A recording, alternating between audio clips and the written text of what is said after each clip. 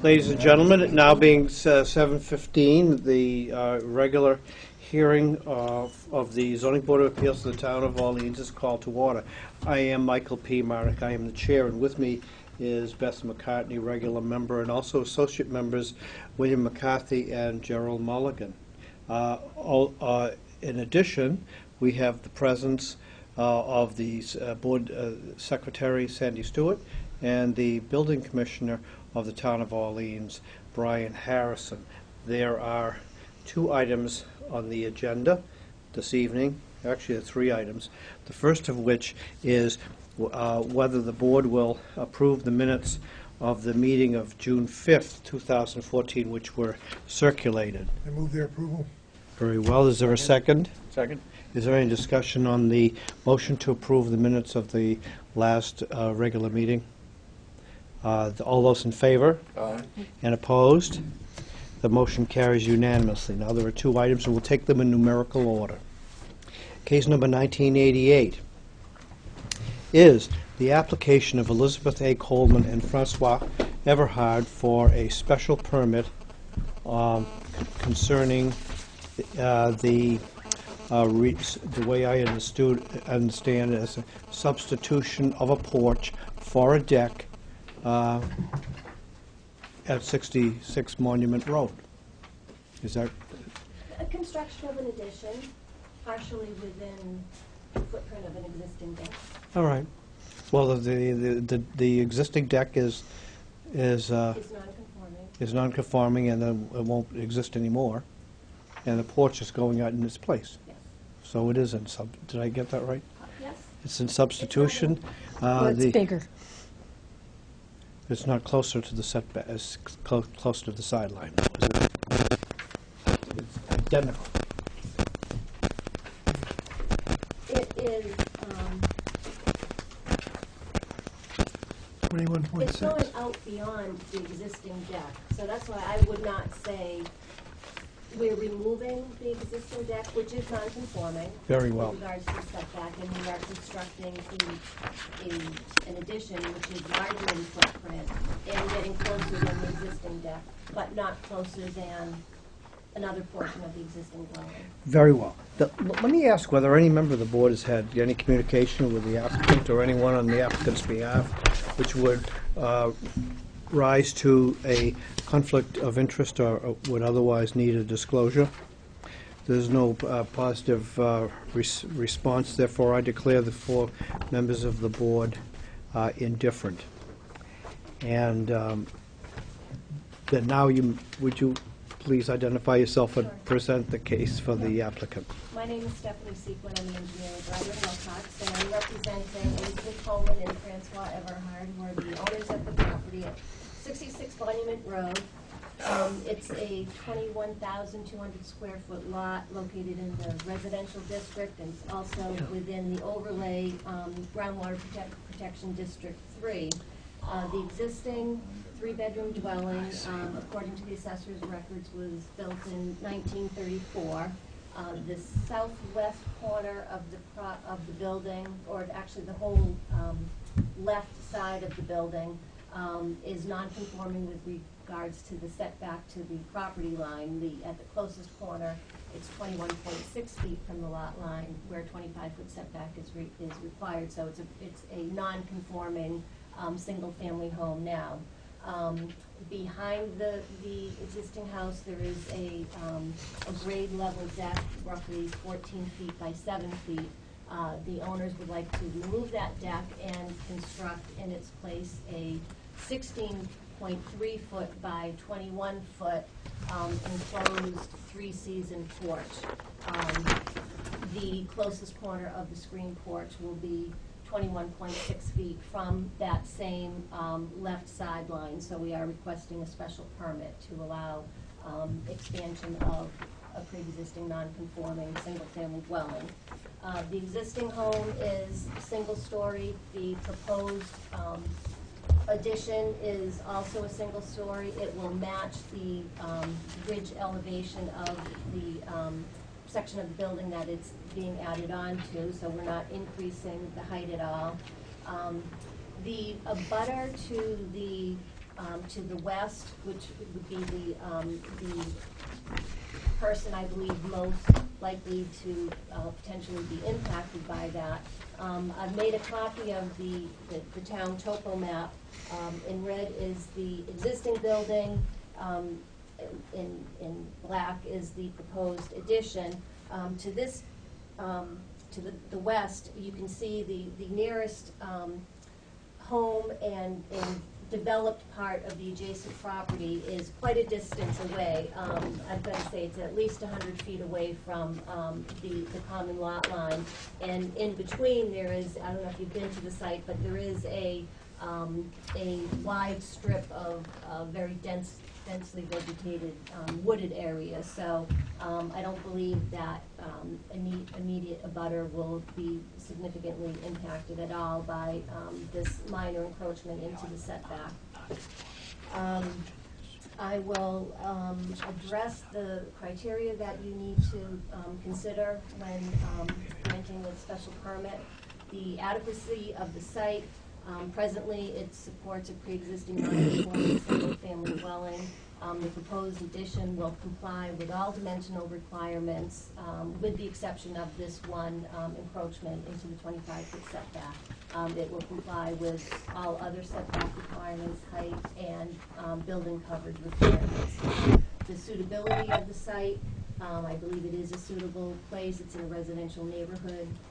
The proposed addition is located within an existing developed yard area, partially within the existing, the footprint of the existing deck. The impact on traffic flow and safety, this addition will not have any impact on traffic flow and safety. During construction, there is plenty of adequate space for off-street parking for construction vehicles and equipment. The impact on neighborhood visual character, as far as the impact from the street side, this addition is going to the rear of the building. It's only coming out a few feet to the side, and it is not any higher than the existing building, so it will have negligible impact on the visual character from the street. And as far as the visual character from the to the neighbor to the side, as I said, that abutting property has a wooded area between it, and the developed area of the neighbor is a good distance away. So we're not building right on top of someone. The adequacy of method of sewage disposal, source of water and drainage. It's a 3-bedroom dwelling now. It will remain 3 bedrooms. The existing Title V septic system was installed in 1997 and was designed and is adequate for 3 bedrooms, so there's no change there. The property is served by town water, and there are no drainage issues.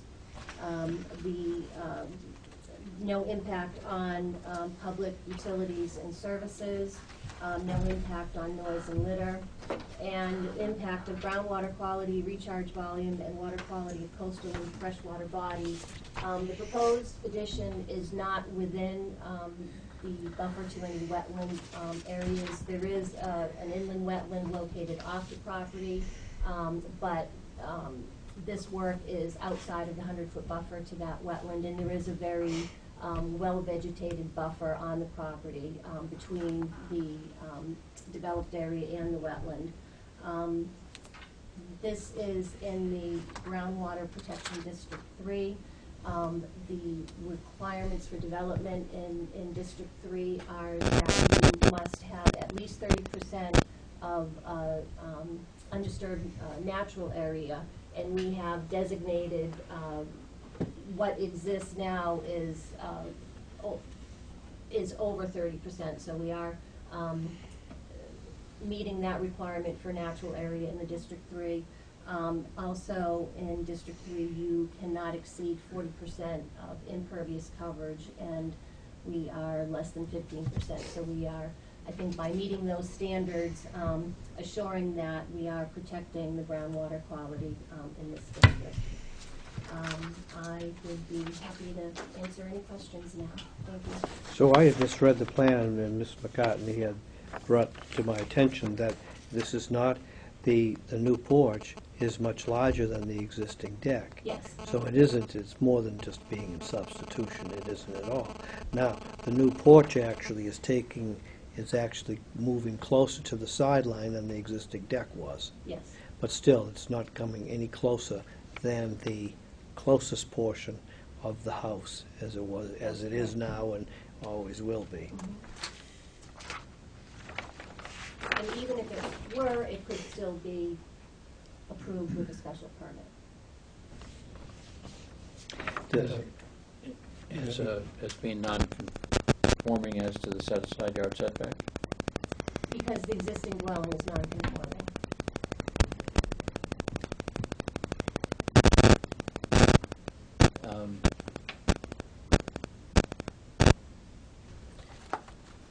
Can you refresh my memory on which section sort of, and I'm not, this is my only issue with respect to it, and Mr. Chairman, if I interrupted you, I had No. no intention, is that where it is a different location than the existing setback violation, that it allows to create a second setback violation, albeit lawfully non-conforming.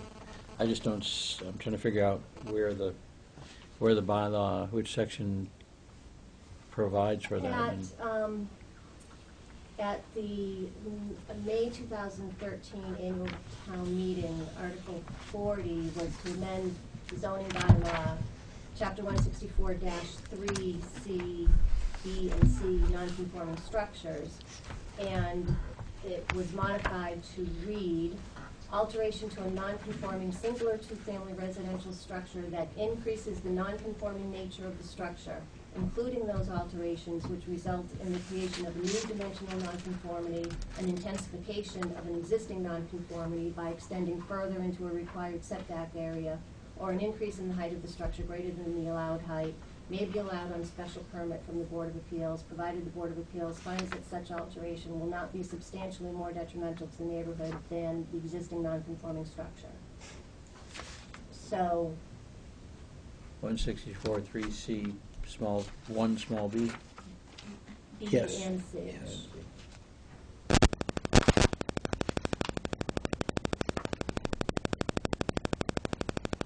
So I believe this would be an intensification of an existing nonconformity by extending further into a required setback area.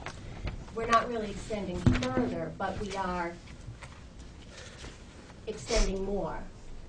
Exactly. We are increasing the mass of the non-conforming structure, I guess.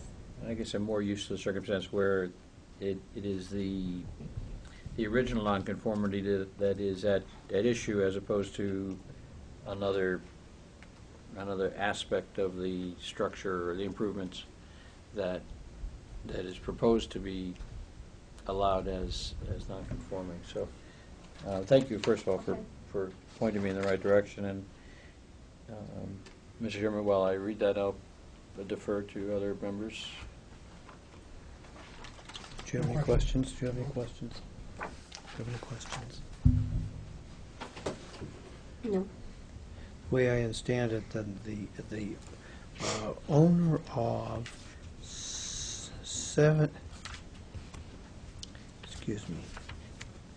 68 Monument Avenue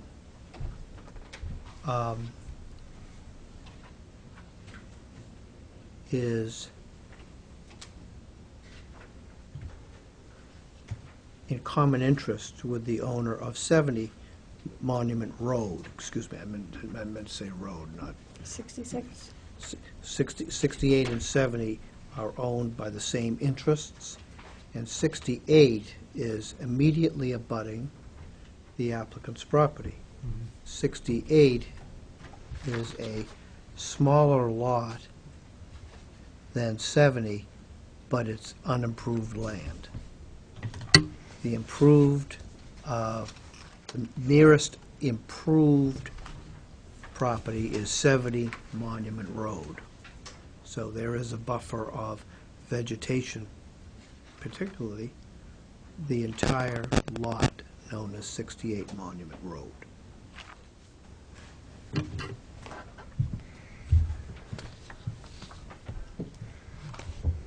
Move to grant the special permit. Mr. McCarthy, are you satisfied? I am, now that I've been, it's an interesting concept, but I believe that it is what Stephanie pointed out, is the literal reading of the section. There are two or three ways this goes down, but this is, It sort of almost gives an advantage to one that has a prior nonconformity to give a green light for separate and additional nonconformities unrelated to the original, and but that was so spoke town meeting. so was the amendment. Yes. Is there anyone present who wishes to speak in opposition to this application? Do you have anything further? No. Very well, then I'll close the hearing. Mr. Mulligan moved to grant the special permit.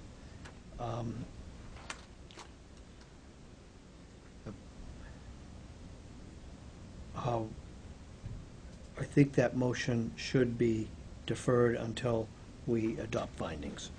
And I propose to adopt the following findings, members of the board.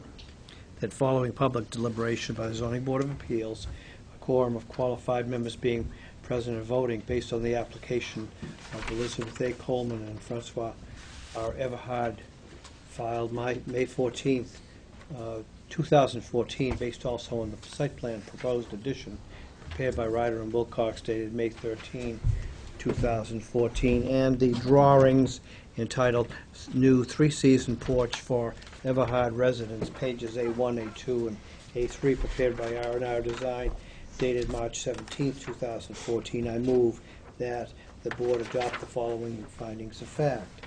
The subject property, known as 66 Monument Road, Orleans, is shown as parcel 5 in Orleans map 49, and is in a R district. 2, the present use of the property is a single-family residence. The proposed use of the property is a single-family residence with a porch on sonotubes to replace and extend further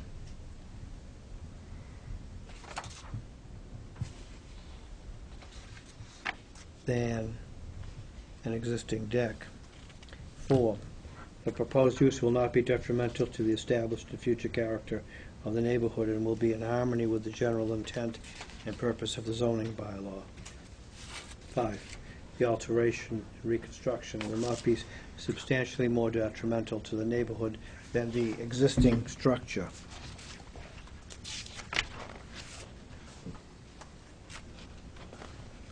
In accordance with 164-3CB. 6, the site is adequate in terms of size and suitable for the proposed use.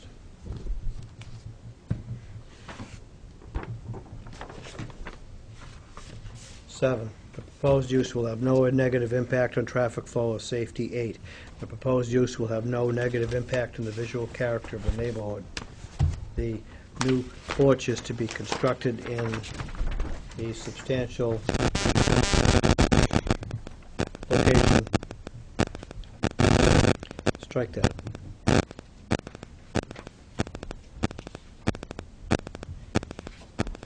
In a location substantially similar to the present deck, and the setback will not be increased.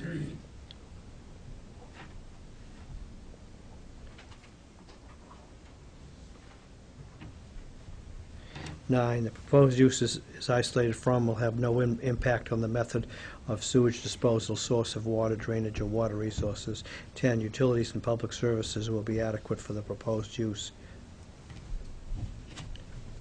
11, noise and litter will not be increased after construction of the proposed use. And 12, there will be no adverse impact on groundwater quality and recharge volume of the water quality of coastal and fresh surface water bodies. Is there a section to the motion to adopt the findings of fact? Second. Mr. McCarthy seconded. Any discussion on the motion? All those in favor? Aye. And opposed? The motion carries unanimously. Is there a second on Mr. Mulligan's motion to grant a special permit pursuant to sections 164.3C, 1B, and 164.44 of the zoning bylaw? Second. Mr. McCarthy seconds. Is there any discussion on the motion? All those in favor? Aye. Motion carries, and opposed? The motion carries unanimously. Thank you. Thanks, Stephanie. Sorry for getting ahead of ourselves, Mr. Chairman, there with my motion. Sorry about getting out of order. We just needed to satisfy the requirements of 164.44, which has a number of criteria. Sometimes we need to have other findings of fact depending on the type of relief, and so we fit them in first based on the evidence that we hear, and then the relief is granted, which was exactly what you were thinking, and it was inevitable, I think, once the findings of fact were made. Thank you. Sorry about that. No, that's fine.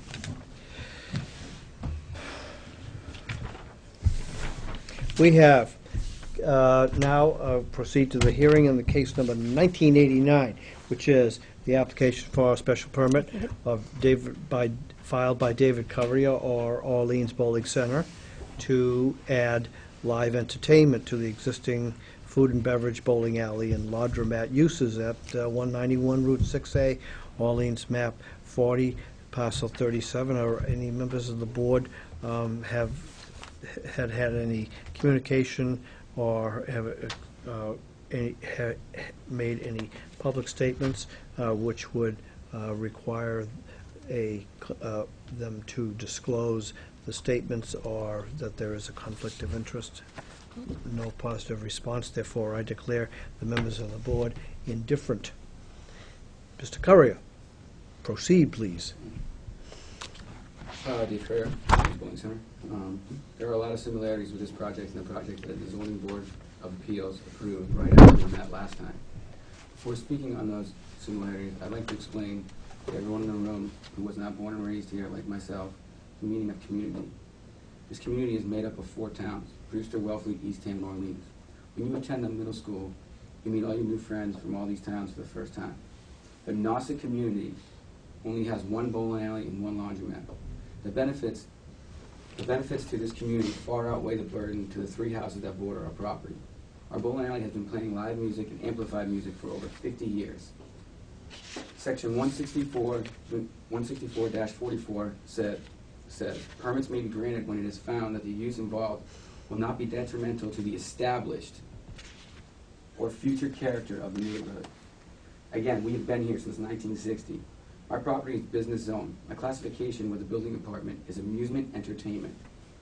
The bowling alley is the culture of this neighborhood. We were here long before the abutters chose to purchase their vacation homes and their retirement homes that directly border a large commercial property.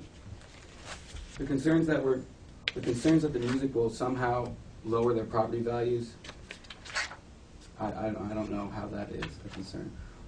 Why has no one considered my property value? Family businesses are disappearing because retirees are fighting any change or growth in this town. It is this board's responsibility to help families hold on to their business and make choices to keep us afloat. People wonder why young adults like myself are leaving in droves. This is a classic example of why. This is because what little area we have for business is so far overregulated that you need a pile of money or lawyers and engineers or years of legal battles just to get something through that common sense tells you should be allowed. Last time I was here, the board talked about the fantasies and imaginations that the neighbors have about live music at the bowling alley. I am unable to ease any imagination or any fantasies, and I feel it is unfair for you to ask me. There are some points brought up last time that I would like to talk about. Property value, property venue. We are located on the busy street in Orleans. It's actually called Cranberry Highway. The building department classification is amusement and entertainment. We've been doing the same thing for 50 years at this location. We are business zone. Property values. I think it's absolutely impossible for anybody to say how this is going to affect the property value. You're up against the bowling alley, and you're also up against a power plant. right next door. That is more detrimental to your property value than any live music or entertainment. Number 3, the big one, is the decibel, is the noise. I did some decibel readings. You guys asked me to do that. So I have all the other enter this in. This is first. The first one is going to be black and white. So it's the Orleans, Thank you. the photo of the area. Thank you. Thanks, David. The second one is the locations on, you're going to read the location of all of where we tested everything. So like obviously A is where we ran the inside test, A, location A, where we get all our decibel readings. I'll explain them all to you in a second. Okay.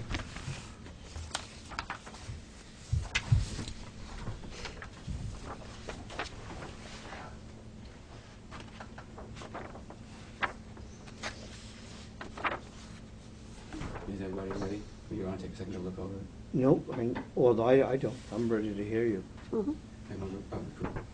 So on your left, on the left-hand column, you're gonna see it says all 14 lanes going. That means all 14 bowling lanes are being bowled on. Mhm. So you ran a decibel test. Right in the middle of the bowling alley, A is right in the middle on the inside. That's like right in the middle where all the noise is happening. We're peaking out on the decibel reader. We're peaking out at 101, and we're running a constant at 84 to 87. Okay, so that's inside the It's building? inside. Inside the building? Yeah. Okay.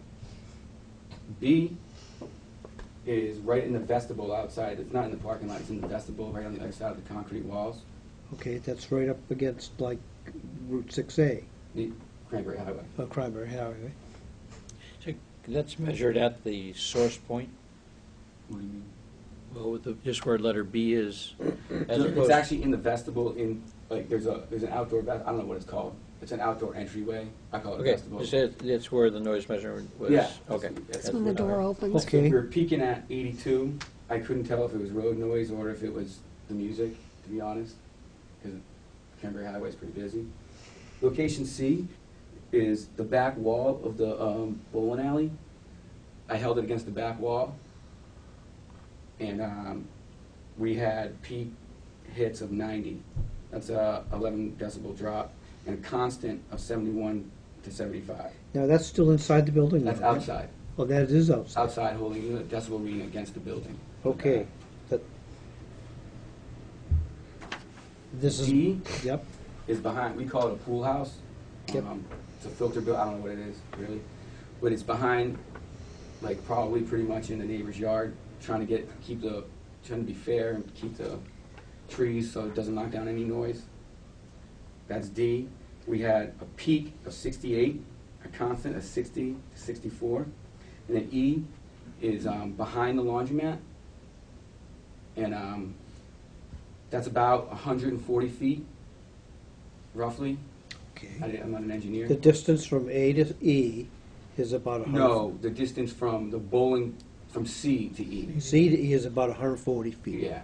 Okay. And that was 54 was a peak, and 50 to 54 is a constant.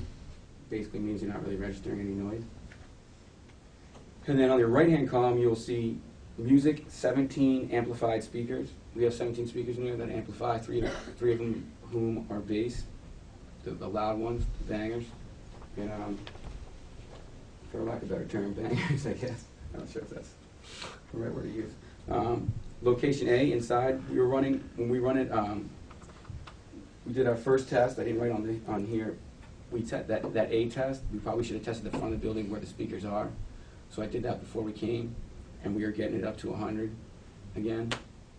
This is still inside though, right? Yeah, it's still inside. So, but then you go to A, which is in the back of the building, which is the same as the bowling ball location. We had peaks of 83, constant of 74 to 75, and then B. Do you want me to read all of these, or? No, no, You kinda get the point. well, I think the other people want to Oh, all listen right. to this. Yeah. So B, location B, 71 is the peak. And then 60, it's again, the road noise is just when a car goes by, it sets it off and goes higher. So it's like, it's hard. And then C, I held it against the back of the building. it dropped 12 decibels. On a peak, 71, and it dropped about the same 12, 63 to 65 on the constant. Now D is behind the pool house again. Peak was 61, and it's just you're getting down into the 50s, and you can't really. It's considered a quiet conversation.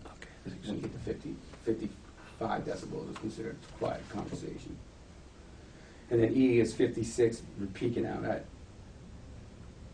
And again, it's the same thing. And then F, we kind of walked into Mrs. Levy's lot there. And we measured it probably about 20 feet in. And the peak was 60. And the street noise was coming in hot, like, it really, like, the street noise was louder than the constant. Do I interpret these numbers correctly, that the sound of the music is less than the sound of the alley, Yeah, generally? yeah. Or very... Well, if you got all 14 lanes going, I told you before, there's no way you're going to outdo that noise. And I don't want to be in there if you do. Were you running events inside where music was an accompaniment to the bowling? We run tons of benefits. Tons of, No, I mean, I'm trying to... oh, you mean at the same time? Yeah, Oh, definitely. We're never going to shut down the bowling. yeah, That's, for lack of a better word, that's our moneymaker. okay. We're a bowling alley. So did you do a test with the bowling lanes, all 14 lanes, and the music at the same time? Yeah. It's just mess. It's just, I mean, you're getting the same, I mean, like, you're not, when you add the music, you don't add anything to the numbers. Okay. So it's hard to also, like what we did was we ran it for, like, we got over to A, we were getting the same readings, and I ran over to C, but at some point your customers start to get really annoyed to loud blaring music. Mhm. So I didn't run all the way over it. Are the speakers all in the front of the building? Yeah. Yeah, because the whole, from the foul line to the head pin is 60 feet, 6 inches. And then behind the head pin is probably another 15, 20 feet. And then the approach is 16 feet. There's only one person allowed. So you're, for all intents and purposes, like, we had a conversation with Brian Harrison about sprinklers. No one's really allowed back there for like 2/3 of the building. Other than employees, no one's even allowed. Yeah, from the foul line all the way down. Yeah, and from the foul line on the approach, one person on the approach at a time.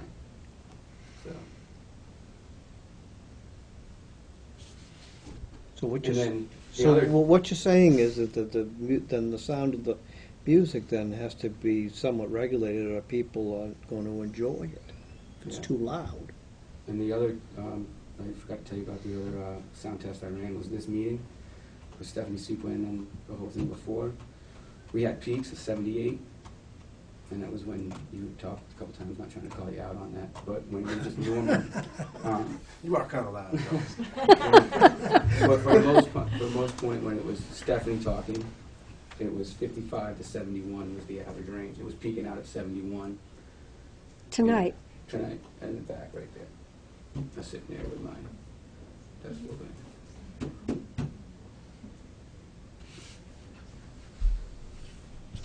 From a nuisance, if somebody is complaining about music, loud music, like at a party or something in a neighborhood, is there any decibel reading on that? I don't know, I could, I did some research after the last meeting on the town ordinance on noise, and it's very specific and very clear, and it basically, the standard is, it doesn't talk in terms of decibels. It just has a prima facie evidence of noise violation. With such noise is plainly audible at a distance of 150 feet from the building, structure, premises in which or from which it is produced. So if you can hear the music within 150 feet of the building, then you violate the noise ordinance, which is governed by the police, I presume, or someone else. I think so. Does it come to you, Brian? No, it goes to police. No, I think it is. I think that's, Town ordinance. You I think call that's the a penal police, you call the statute. police if it's too loud. that's a, It's like a party. It's like a neighbor's party. You call the Yeah. police, and it's 150 feet, audible, prima facie evidence, 150 feet. I think it's a very strict standard. Are there any other restaurants that have music 7 nights a week? In Orleans? Yeah, I'm just, that was my guess we're reading. I'm still not done with my, Oh, I'm sorry. I'm sorry, that was the Go big ahead. one that everyone wants to know. Last time, number 4, bring up your point. Last time the board was asking me about Joe's Bar and Grill. They are in a residential neighborhood. They are allowed music 7 days a week from 12 p.m. to 1 a.m. and have a special permit to go later on certain nights. In closing, the bowling alley is a part of this established neighborhood. It has been here since 1960. The only change is that I'm the bad guy asking for the permit, not just doing it by myself, not asking. The similarities I talked about earlier with the project that was directly after me are: 1, emotions are running high, as you can tell, a lot of people here. Concerns are completely overstated. Our property is on a scene, just like the other one, but we are business zone. And any new activity, which I really don't agree with it being new because we've been doing it for 50 years, but any new activity brings some burden to someone. The preponderance of the community benefit, in this case, clearly outweighs the burden that might be to the neighbors. For these reasons, I'm asking for a live entertainment license with no restrictions like every other indoor venue in Orleans. Thank you. so any, do you have any questions of Mr. Corrier? What is the square footage of the building? 9,800? And did you set the occupancy limit? 258. And that was based on the entire building? Sorry. Was that occupancy was based on the entire building using the building? Yeah. Yeah, I guess I think that number should be adjusted to reflect the 1/3 of the building that you have entertainment in. Yeah. Because I don't think we want to allow something that's going to allow 250 people. I think it would be hazardous. I think Who establishes the occupancy? Is that, Established by the building code. okay, can that be recalculated based on the fact that nobody can walk on the bowling alleys? I think it already has. I don't know if the gentleman who did it took that into consideration. Excuse me? The engineer who did that took that into consideration. You did, so they can have 259 people in there? I don't know what the Board of Health regulations may have some limitations on this too, but the building code does it for the purposes of egress components of the building. That's the sole reason. It has nothing to do with this effect on the community. In other words, you have standing room only. I think it's something like 3 square feet a person, so you can start figuring on those lines. That's how you get such a large number. Okay. Although the egress components have to be made to fit that. It doesn't mean you can't limit the occupancy. Okay. The plumbing department, I think, has it at 180. You have one toilet gets 30 people. And you have, I think, I don't remember. No, I really don't remember that number. I just know that there's no way we can fit 180. There's no way we're getting 200 people in there. It's a zoo and it's 150. I don't think we got, So what do you think the occupancy should be? whatever Brian says.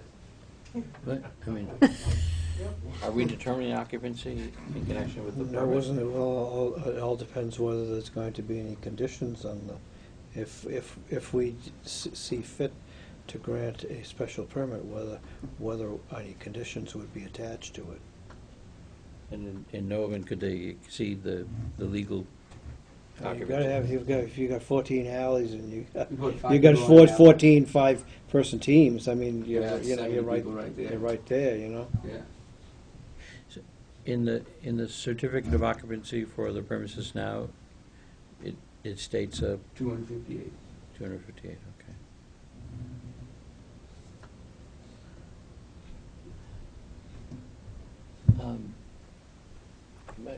For me, open? If you have any questions, I do. then we have to hear from. I've never, no offense, but I've never been in your establishment, but I do certainly know what it is, and I've been by there. When my colleague, Mr. Mulligan, pointed out to me the noise ordinance, by coincidence, I'm dealing with that same issue in Boston, a 300-foot distance. City has what they call an air pollution control commission that also regulates sound. Yep. It's causing a hotel to put very expensive new air conditioning equipment on a roof, and still a question of measurements and things. So, just purely as background, when I look on your colored map section, Mhm. you show the distances between point A and the two abutting houses to the rear. Yep. Reading the noise, let me ask you, you put those to show testing or just your distance? This, when I went down to get this from the assessing office, he just put those two houses on. No, I mean the Distance blue, from- the 160 and the 212? Yeah, he just put them on there for me to give me an idea of where. Oh, okay. He said the town has it at 160 and the town has it at 212 from Okay. those points. So he said if that helps you. So I figured I'd put it on there. So you didn't do testing from the private properties, all the testing is? I'm not working on people's private property. Yeah, I understand. I've had to go to court to get an order for that, so I do relate. I guess the question that I have is, in the record, do we have any reports to the police of excessive noise? There's no evidence of I that. pulled police records back, because in another meeting, my customers were accused of pooping in my neighbor's woods, so I pulled the records. And we have one complaint in 2011, the police showed up, and it was coming from a neighboring property, it wasn't us.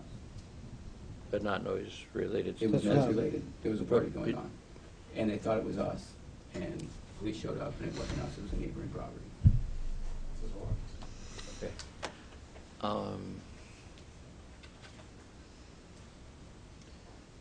That's the only complaint for the Orleans Bowling Center that I. All right. And can I say, my understanding is that, that this, for how long have you had jukebox, for lack of other From appropriate? one form or another, I mean, full time, Yeah, yeah. using those speakers that you No, described we upgraded them, for the live entertainment? but yeah, I mean, over 50 years, we upgraded them a few times, you know. Oh, no, okay, I can appreciate that, but, Oh, like when we've had When was the last upgrade DJs, like, on the speakers?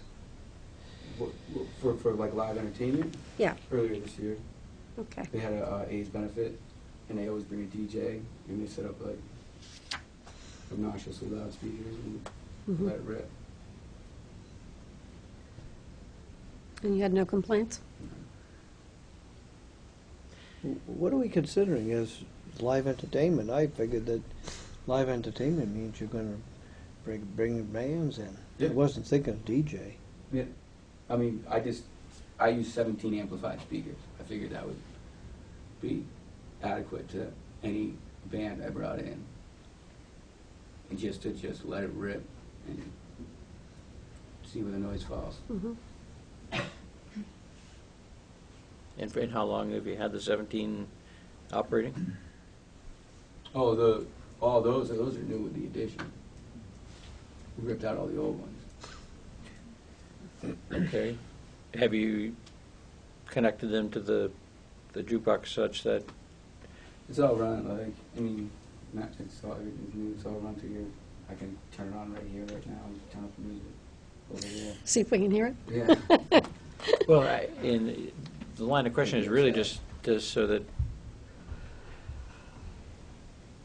you, as well as the community and the board, are aware that you don't know if, when you crank them all up, whether you will meet the noise regulation or not. That's where I did the test. Well, with all due respect,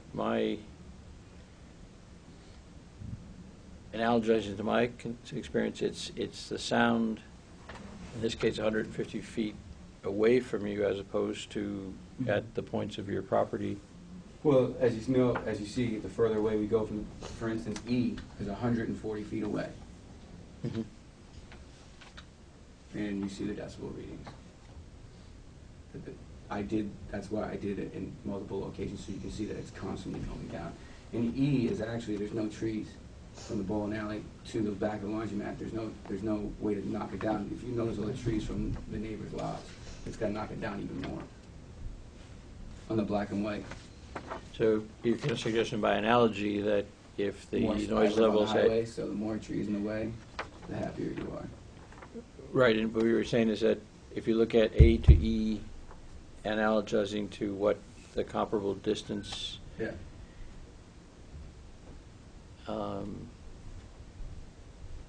and I'm sorry, the distance from A to E is approximately, 140. From C to E is like 140, 150 feet. I read the law, I read the zoning bylaw as permeating from the building. So it's not from the source of the music, I think it's from the building itself is 140. That's the way I mean. in the that's noise, the other bylaw. That's the noise ordinance, That's the noise not ordinance. the zoning bylaw. I thought it was like thought it 140 feet from the building. 50? 150. 150, Yeah. that's 100 feet, yeah, 150. Okay. the noise ordinance, Yeah. not the zoning bylaw. All right. The zoning bylaw is to determine whether you coming in requesting that you be allowed to have live entertainment in a business in an area where it's zoned LB. Mhm. You see, that's a different, Oh, okay. that's a different question. One All of, so now we're kind of discussing in that context whether how the noise ought to be monitored, whether it's of such a quality that the special permit ought not to be granted because there's a substantial detriment to the neighborhood. Bear in mind, Mr. Currier and neighbors, that property values have absolutely nothing to do with this. It's the type of neighborhood. And here, we have a residential area, and abutting the backside of a business which has been in operation for some time. And it really doesn't make any difference who came first either. The question is, what effect is that going to have on the harmonious relationship in the community between the neighbors, which is people who live there as citizens, and a business, which is one of a series of businesses right along Cranberry Highway. That's the problem. And now we're testing the question, now that you have given us some figures, as to whether we have no reason to disbelieve your decibel readings, and you're saying that my voice is louder than some of these figures for the amplifiers at different positions. So I have no way of judging, neither does the board, other than these figures. But the the noise ordinance is the backup to protect the neighbors.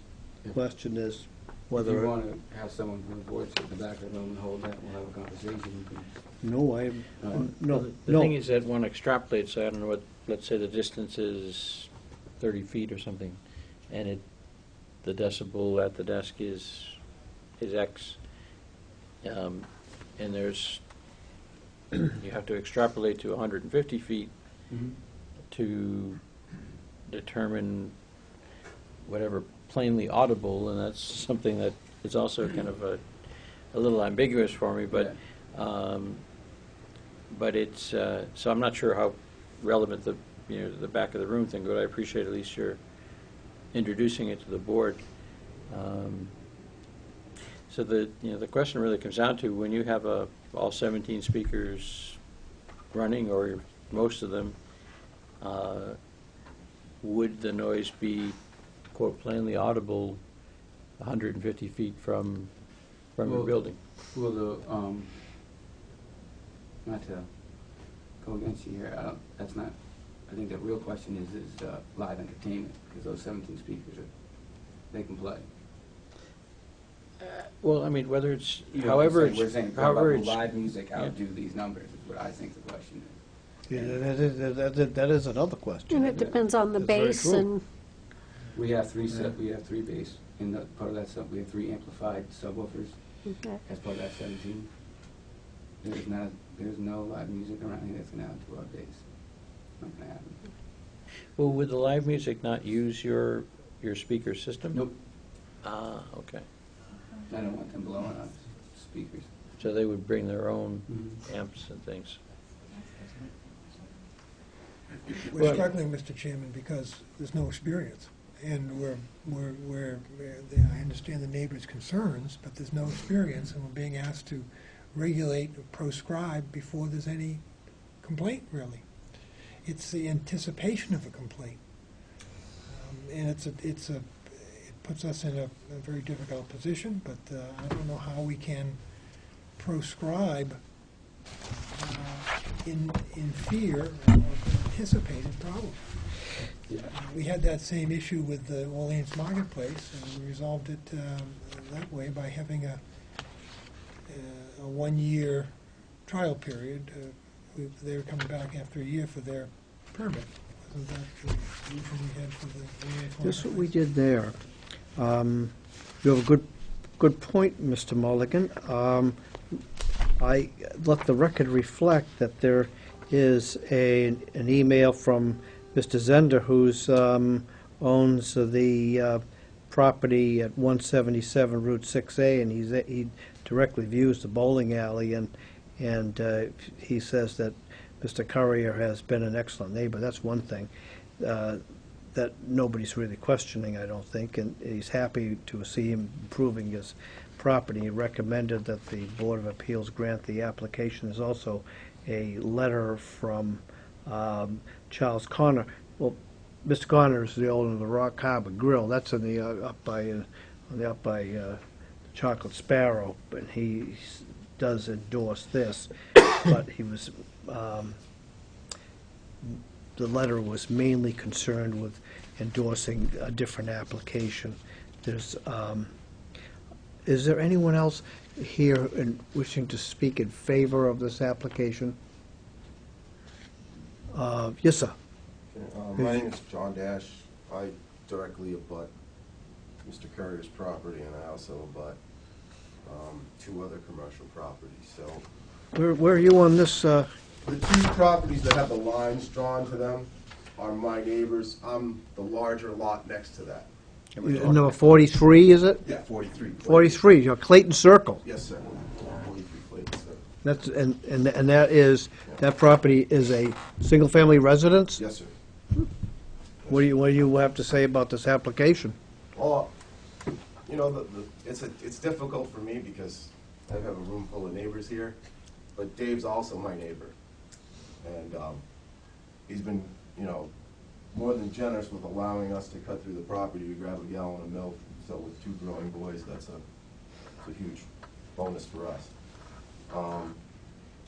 In light of, you know, kind of seeing how things are going down and being a big fan of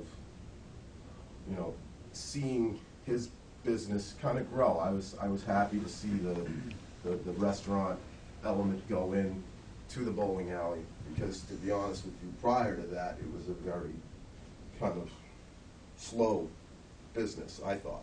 No offense, Dave. But, I mean, you know, it just seemed like there was Maybe you would agree, yeah? 1 or 2 cars in the parking lot at most. And honestly, there was, you know, when it was like that, there was a little bit more activity in terms of people just coming in the parking lot and parking for whatever reason. So what I did once I heard that this was all going down was I walked over and I asked him to blast the music. I said, Dave, please, you know, you got this whole thing going down. And we even did it again today. I said, Dave, I want to hear it one more time before I go down here. And so he turned the stereo up as loud as it would go. And I walked back to the house, and I actually called my wife, who was in the house, and I said, honey, do you hear anything? She said, what are you talking about? I said, where are you in the house? She says, I'm in the office, which is the front part of the house, directly closest to. to the road. So you got to imagine that this is probably, 160, it's almost 200 feet. And it's a hill that's heavily wooded. So, she couldn't hear it at that point, but she came into the kitchen and she said, yeah, I do hear, wait, hold on, yes, I do hear something.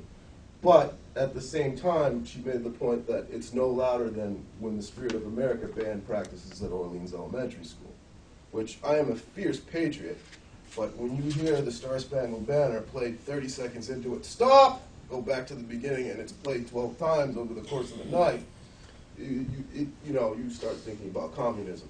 But, the whole point being said, that's a joke. Right. I no time. But my point is I just figured that, let's get the facts here. And the fact for me is, it's not that loud. I know what your wife says, because you've related that. What did you hear when you were over here? I could hear a faint, thumping noise. The bass. The bass. So we walked back I walked back into the building, and we couldn't have a conversation. It was so loud. So, I was like, obviously you're not going to play it this loud, or else Everybody will leave. everybody will leave. That's exactly a point. Yeah. I mean, I think the thing that living in this neighborhood, originally when I bought this property back in 2005, it was a complete renovation, and I bought it with a business partner with the idea of selling it, of flipping the house and making money like we had done before. The two real estate agents that I had come and look at the property were both like, well, it's near power lines, you abut 2 commercial properties, or 3 commercial properties, and I can hear the bowling alley going right now, so you're not going to get the margin that you think you want to get. And I know and understand that, and on a regular basis, we get the helicopter that has to look at they fly over the power station, and I guess they do some sort of infrared scan to make sure everything's working properly. So if I'm rambling, stop me, but long story short, I mean, it is what it is. We moved into the neighborhood, it abuts commercial property.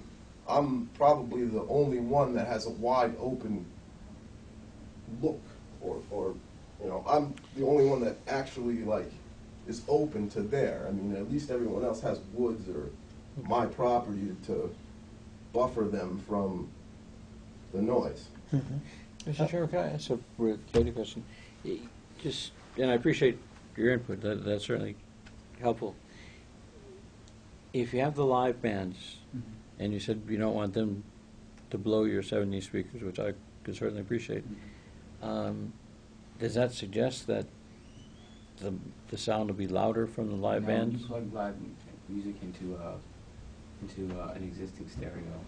If they don't tune their things right, you blow those speakers in 2 seconds. Well, I understand. It doesn't matter the level of noise they're putting through it. What I'm So asking not is... letting them plug into that stereo. Right, I understand. But that raises, prospectively, the concern, if they bring in their own amps, they don't connect into yours, is it going to be louder than what your neighbor heard? He just said that we couldn't even speak. We couldn't have a conversation in there, it was so loud. There was a live It was band? deafening. Oh, no, there was no live band in there at that point. Right. No, it was... That's, I'm just trying to But parse. I'm saying, I didn't know. It will not be louder than that. You can't have a conversation with the person next to you. Can you limit the noise of the band? Yeah. You could do whatever you want when you're the owner. You're the owner. Ma'am, did you want to speak in favor of this? Yeah. Thank you. Ma'am, can you? I'll come up here so you don't have to look through faces. Thank you.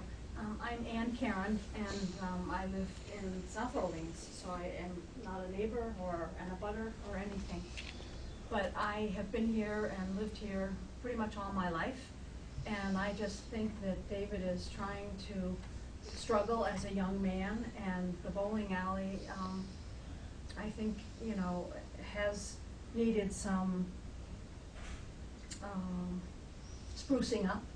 And he's done a marvelous job. My husband and I went in there about a month ago after he had put in his lovely little bar and a few tables. And I think it's a huge improvement. And I do appreciate the neighbors, you know, and their fear of possible noise. But I'm hopeful that maybe you could give somewhat of a trial period, as someone was saying, for a year or something. I know that, I think it was Mr. Thayer that got approval over at the Old Colony Way, which is also residential. And I think the neighborhood was kind of upset and worried about that. So I just think that, to be fair to him, it would be nice to give him a trial and see how it goes and see if it's really outrageous. But I think, you know, we've got to really support David and young people in this town. I mean, we're all getting older, and this is going to be the future. So I really strongly feel that he needs to have this passed. And as I say, if you want to do it for just a trial, I think that would be fair. And as I say, I'm sorry for the neighbors, but I know living in a limited business, it is tough. But that's all I wanted to say. Thank you, Ms. Karen, I appreciate it. Thanks. The board appreciates it. Is there anyone else wishing to speak in favor of this application? Then we'll hear in some kind of orderly way those who wish to oppose speak in opposition. Yes, ma'am. I find it a little distressing to hear a business owner say that his business is more important than our peace and quiet at home. We live at 30 Clayton Circle, and Could you give us your name, please? Karen Sharpless, Okay. and my mom is with me, Anita Peterson. The bowling alley has recently undergone a change of use with the addition of a tavern and now intends to host live entertainment 7 days a week from noon to 11 p.m. The proposed live entertainment will be very detrimental to the peace and quiet of our residential neighborhood, as we already frequently experience very loud sports and activity noises coming from the middle and elementary schools. Unfortunately, the loudspeakers used can be heard even when our windows are closed, which cuts down drastically on the enjoyment of living in our homes, since we end up listening to very loud music and noise that's very intrusive. This can destroy the peaceful character of a neighborhood.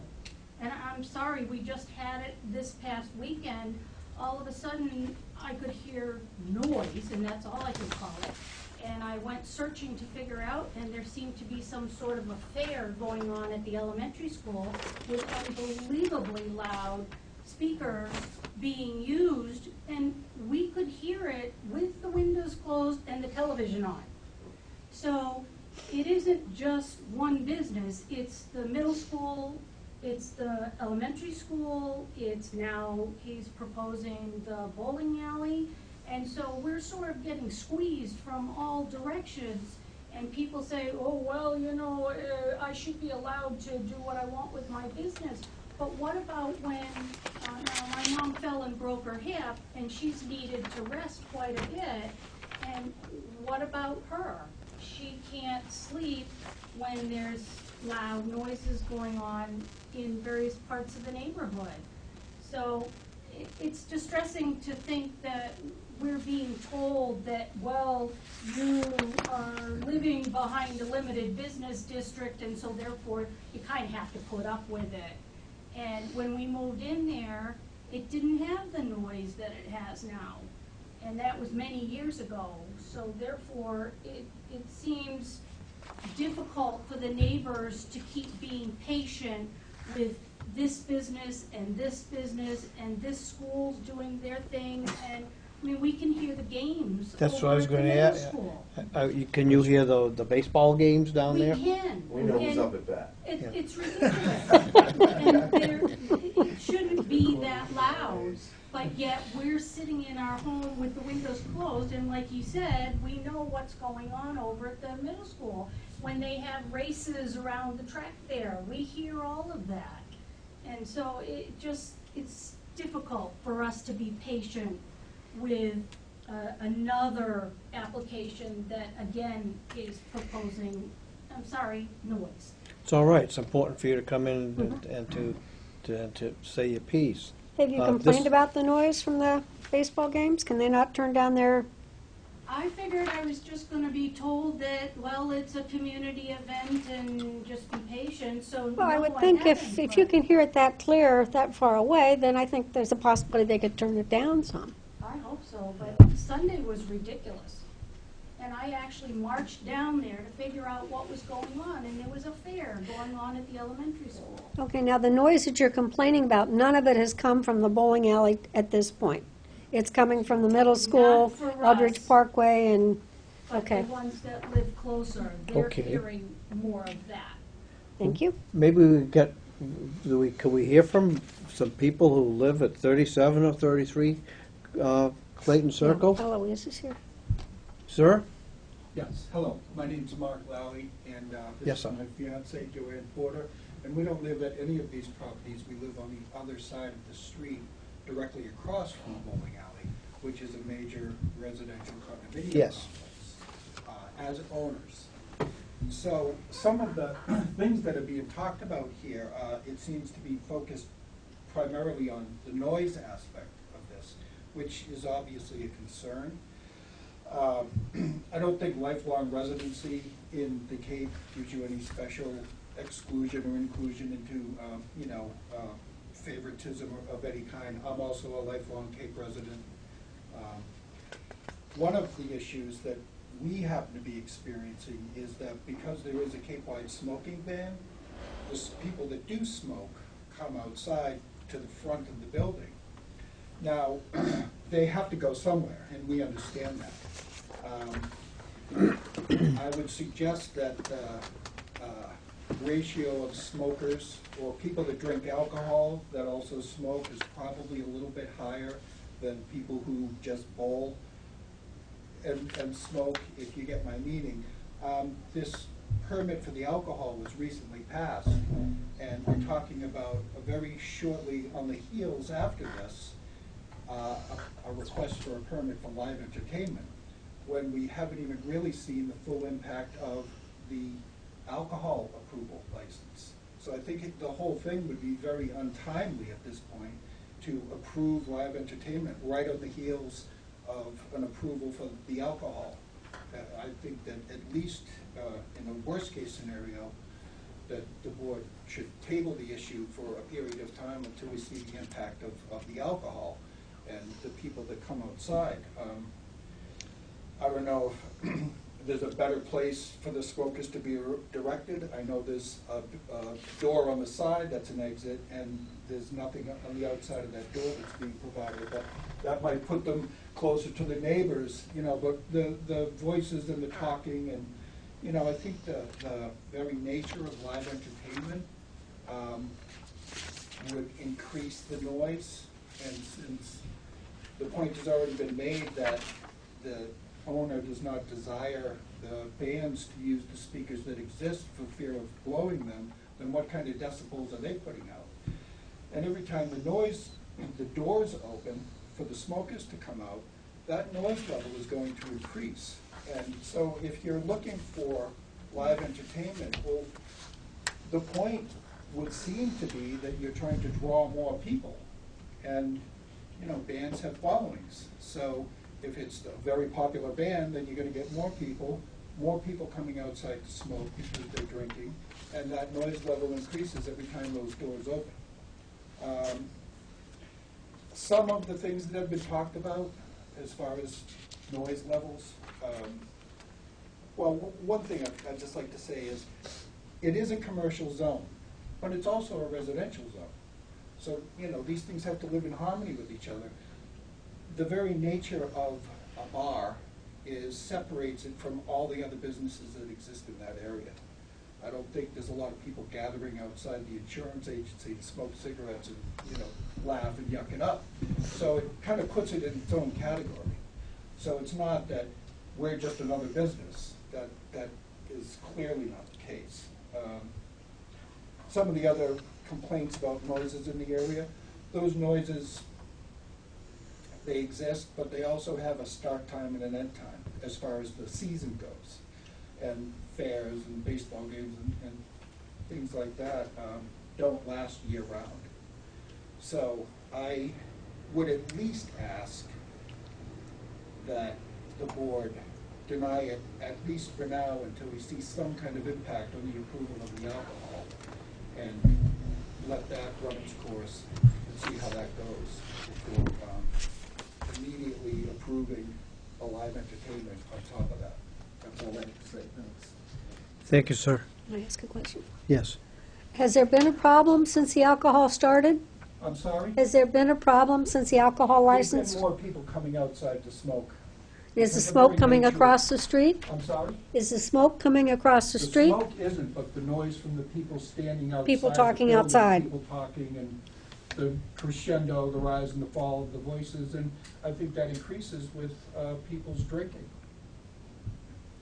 Can I ask you, just to follow up, were you aware of the noise ordinance, the rule that we've been talking about? The 150 feet? Am I aware of that? Yeah, I became aware of it as you spoke of it. I guess the question to you, I was trying to view from the property, but do you think you're 150 feet away from the building on your? I'd say it's more than 150 feet. Okay. It's across the front parking lot, then across Cranberry Highway, then, but those residences are right close to the road. They're not, you know, I mean, some of them are set far back, and I'm sure they're not here tonight because they're not as concerned. The people that live in the front, you know, yeah, we do deal with other noises, but that's part of doing business, but this is an entirely different business we're talking about. But you've not seen fit to contact the police to make a complaint about the noise? No, not to this point, because there has to be some level of tolerance, you know. I mean, we're not trying to prevent a business owner from making a living, and I've gone into the bowling alley, and I think they've done a great job over there. And I would not want to take someone's opportunity to make a living away from them, but there has to be some kind of give and take. And so our part of give and take is, you know, not to be dropping a dime every time somebody steps out to site to smoke. Yeah, I wouldn't call it a nuisance, but it is an annoyance. So your prospective concern is that the live music would actually, It would increase that. I see. Significantly. Okay, thank you. I have received an email, from Mr. Chambers. Stephen Chambers lives at 37 Clayton Circle. He's here. Is he here? Yeah. Yeah. Oh, great. I couldn't read all of, Mr. Chambers, I couldn't read all of, some of the lines are cut off. Do you want to speak? Yeah, Maybe you'd like to address us if you, yeah, may I see that? yes, you may.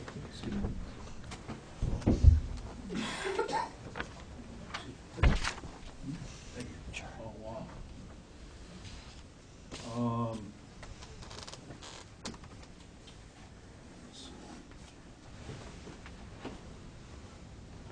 Basically, what I was writing was about the possibility of a frequency test, as we had spoken about in the last meeting. This is a brand-new hearing now tonight. Right. Okay. right. And some of the questions, and unfortunately, I didn't bring my copy of this, but basically what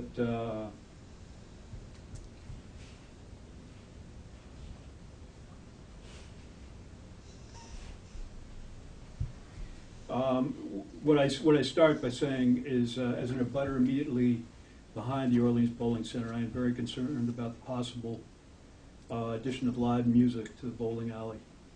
With so much at stake for all of us in Clayton Circle, as well as the other surrounding residential areas, I have some questions I'd like to, pose. And basically, one was, as I said, the possibility of a frequency test. The other was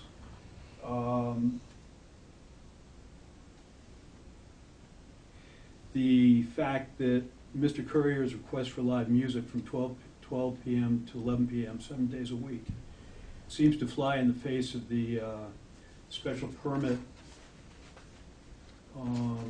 rules and regulations.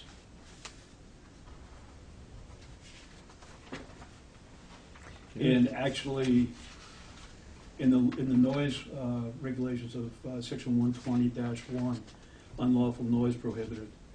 And then again,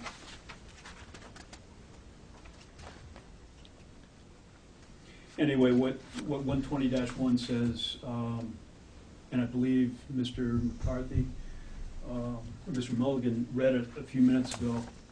It shall be unlawful for any person or persons occupying or having charge of or being present in or about any building, dwelling, structure, premises, shelter, boat, vehicle, or conveyance, or any part thereof in the town, to create, assist in creating, continue, or allow to continue any excessive, unnecessary, or unusually loud noise, or playing of any band, orchestra, musician, or group of musicians, or in the use of any device to amplify the aforesaid.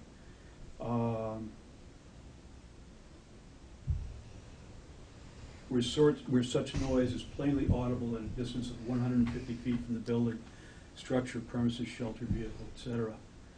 The fact that the noise is plainly audible at a distance of 150 feet from the building, dwelling, structure, premises, shelter, boat, or vehicle from which it originates, or when the noise occurs between 10 p.m. to 7 a.m., shall constitute prima facie evidence of violation of this bylaw. We live 148 feet from the bowling alley at 37 Clayton Circle. And we can hear music. Last night we heard music. Eloise actually did call the police, and the music stopped at about 11 before the police got there. She called the police back and said, look, the music stopped, no problem. So we do hear noise, and we hear considerable noise. We hear the bowling balls, and what I should say is, I don't think any of us here right now are complaining about Mr. Courier's business as it exists now. We're not, we can put up with the bowling balls, we've heard that for years, no problem. What we do worry about is the addition of live music. And I'm talking about, I've played in bands for 25 years, and I know when you bring in a rack of speakers with driven by around 500 watts of, let's say, 4 15-inch speakers, you can blow a bowl of potato chips off the counter. It's unbelievable. I think that Mr. Courier is being a little naive in not thinking that a band coming in with their own amplifiers, own sound columns, own amplification systems it's not going to be heard by the abutting neighbors. It's just, naive to think that.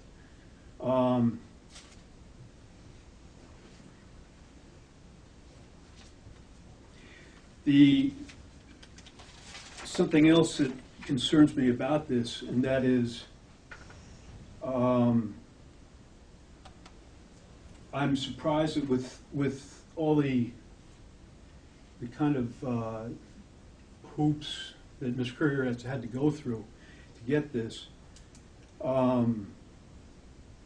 he hasn't, and with the renovations done to the building, he hasn't considered soundproofing, especially if live music was one of his goals.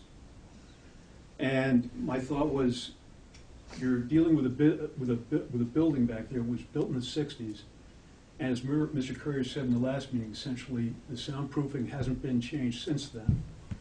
He's going to bring a band in there, as I say, with their own amplification systems, and he's going to expect that sound produced by a lot more powerful amps than he's got in his sound system is not going to be heard by the neighborhood.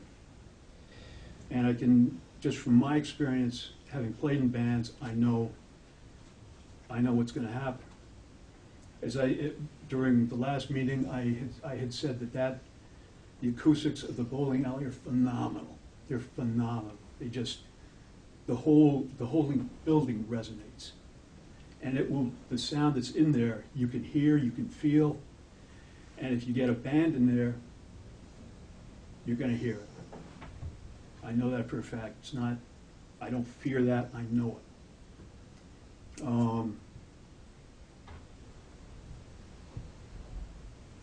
I do have a lot more to say, but, you know, I know some other people want to speak, so, can I say something later on if the time comes? That's right, if you, Okay, sure. thank you. Ma'am, did you want to talk to the board? Yes, I did. I just want to make a couple of points. One is that. Be sure you identify yourself. And Eloise Levy, 37 Clayton Circle. yes, and let the record reflect that I have a letter from you dated May 21st, 2014, which is included in the record. Okay. Is that the same address as the gentleman behind Yes. you? Yeah. Okay. I thought so, I just want to make sure. Yes, we had submitted, we as a neighborhood had submitted a document that was a petition with 22 signatures. 13 of those 22 people are here this evening. I think at this point in the meeting, probably the main concern of mine would be, yes, we could hear music last night, we did call the police last night.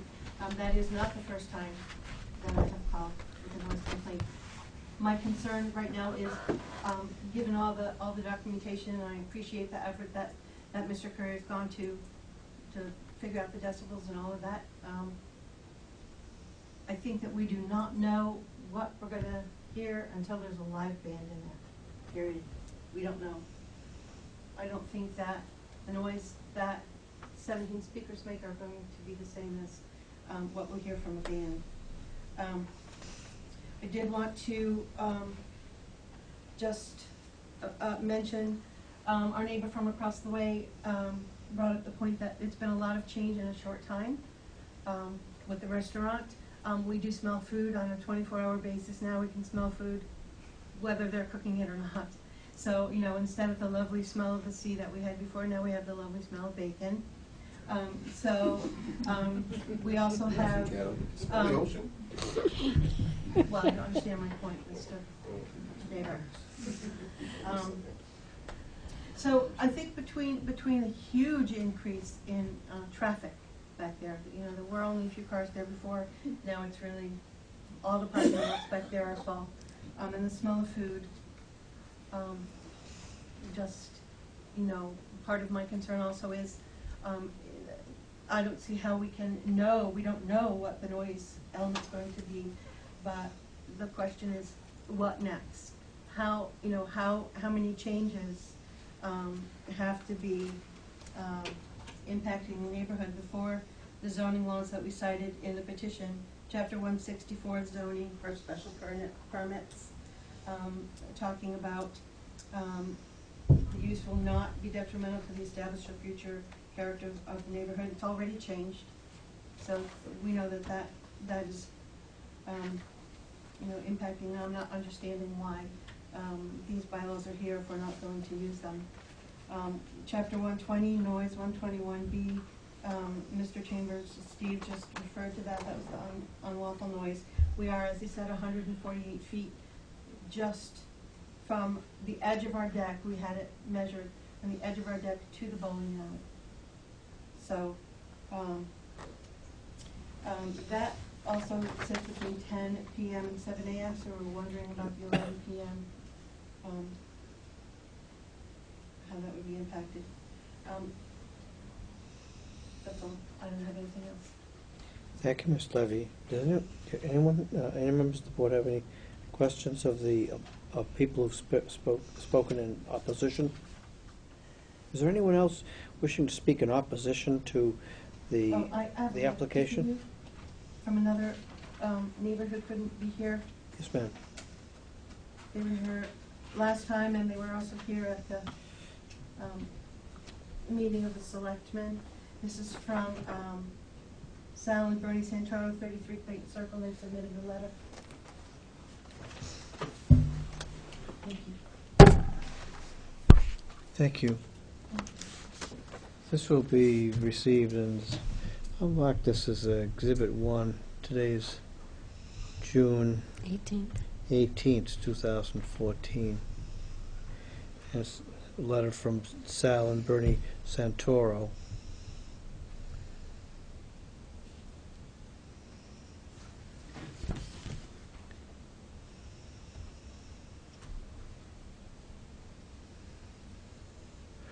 objecting to the, in substance, objecting to the application, principally on the question of noise control, and stating that after the first meeting, I don't, that, I think that was related to to an earlier hearing before the zoning board, that a sound noise level test was to be conducted. And that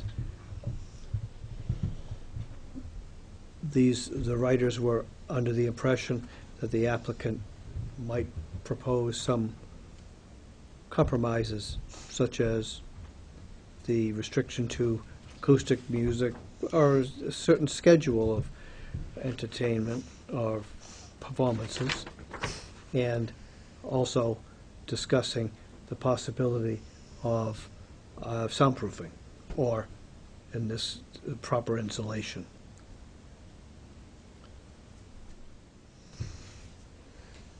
The writers asked for a promise that no outdoor music be allowed. There's no evidence before this board of any performances which on the Orleans Bowling Center's property, which would be anywhere other than inside the bowling alley. But this is received in opposition. Is there anyone else wishing to speak in opposition? Yes, sir. Sherman Merle, 45 Clayton Circle. Yes, sir. I think the basic issue we hear is, and all the neighbors, is live entertainment and what noise is going to carry with that live entertainment. Being a retired police officer, I responded to many a call with 150 feet noise complaint. And every band that I've been involved with does violate that law to a certain extent. We're trying to compromise. We want Mr. Carrier to run his business and be profitable. However, there is a fear, because of live entertainment, that everyone in the neighborhood at some point is going to be irritated with it. And that is the bottom issue. How do we compromise with the neighborhood versus the bowling alley? There'll be at some point no noise, and then at some point there'll be a lot of noise. How does the police perceive this? Do we have any recommendation from them? I don't know. I don't know. What is live entertainment? I hear amplifiers. I don't know what type of band. I don't think Mr. Carrier is going to play classical music. I mean, at this point, I don't think it matters what it's the noise level. It doesn't matter the kind of music, you know, I mean, that's unfair. Could I ask, Yes, sir. in view of your having been a retired police officer and having responded to numerous cases, what was your police officer's resolution? In every situation that I responded to, I spoke with the owner. He said, okay, we'll keep the noise down. 1 hour later, I was back again. And the same thing happened again. The only way to stop it was to charge the people involved with the noise bylaw, 150 feet. And that curtailed it over a period of time. Now, again, my question is the chief of police and his officers willing to respond every other night because of a noise complaint? Are the taxpayers willing to pay for that? If that's the case, fine. Myself, being a retired police officer, it became a pain to respond every time we knew what it was. I'd like to see Mr. Courier really become successful with it. But close to a neighborhood, there definitely is a problem. That's all I have to say. And that's the kind of problem that you could have in South Orleans or East Orleans all summer. People having parties with irritating their neighbors and having weddings with live entertainment Sure. on sure. Pleasant Bay, and I can hear Sure. it from, We cross it every Friday and Saturday night on the Winslow home, every Friday and Saturday Yeah. night. yes, I mean, that's part of, We have a neighbor in All our outdoors neighborhood that has a speakers. huge pool party every year. I mean, I'm just jealous because you don't get to go, but So, you can hear that, they get going. what we're really talking about here is good neighborhood and good neighbors. Is there anyone else wishing to, thank you, sir. I appreciate your comments. There's some thinking that perhaps the police are not in a position to enjoin or prevent noise in advance, can only respond just as you did so many times. As irritating it may have been for you to do that, and you might expect that someone responsible in receiving that kind of complaint would want to avoid the repetition of a visit from the police, and also at the same time keeping the neighbors either at bay or happy. Anyone else wishing to speak in connection with this application? Do you want a last word, Mr. Currier? Yeah. And, not to sound spiteful, but it is what it is. This whole project, I've dealt with a lot of adversity. I think you just heard a neighbor that I've never met before say bowling alley versus the neighborhood. That doesn't really sound like compromise to me. I've dealt with lies. They've gone to other boards, flat out told lies. You heard last night, we got a noise complaint at 11. I was there, I worked. We called last call at 10:30, got everybody out of there at 10:45. Cleaned up our drawers, got everything mopped out, and I don't listen to music that late. I'm done. It wasn't a lie, we're just saying that we lodged a complaint, we're not sure where it came from. We get blamed for all the Okay. noises. Everything else, it's implied here where it came from. And then the neighbors are already upset at other noises in the neighborhood. I don't know how I go about solving the Cardinals. If they want me to, I'll go up and ask them to turn it down. As far as festivals that go on in the neighborhood, I don't know how that affects my business. I don't want the festival there either. Maybe those people come over to bowling alley if there's no festival. For 50 years, I've been doing what I'm asking to do. My family has been doing this for 50 years. And as far as the guy that says across the street about people going outside to smoke, and the alcohol has been intensifying it. First time we came in here to try to get the clearance to do this, I told you guys that we were a BYOB premises before that. And the amount of drinking that went on that we didn't control was beyond belief. Now that we have control of it, it's a whole lot better. And so there's to that point. I'm trying to go through all the points of everything. As far as, when the doors open and the band's going on, we have 2 sets of doors. You have to get through 2 sets of doors in order to get that noise beat out. I'm not going to say it's not going to happen, but we got a measure, we have a set of measurement in place. As far as being the only bar in the neighborhood, the Lobster Claw's right there, the Harp and Kettle's right there. They are bars, you can say they're different than mine, whatever, they serve alcohol, so we're not the only one in the neighborhood. Who's going through all the points that they made. The building is insulated. If you guys, the decibel readings show you that I held my decibel meter against the building, and it's 12 decibels it dropped. Holding it against the building, and on the opposite side I took a measurement. I mean, to say that it amplifies, I think is, again, a flat out lie. That building clearly does not amplify the music. Can I ask you, on the back of the building, is it solid wall, or do you have exits or windows? There is a door. It's steel and it has insulation. on the back of the building? Yeah.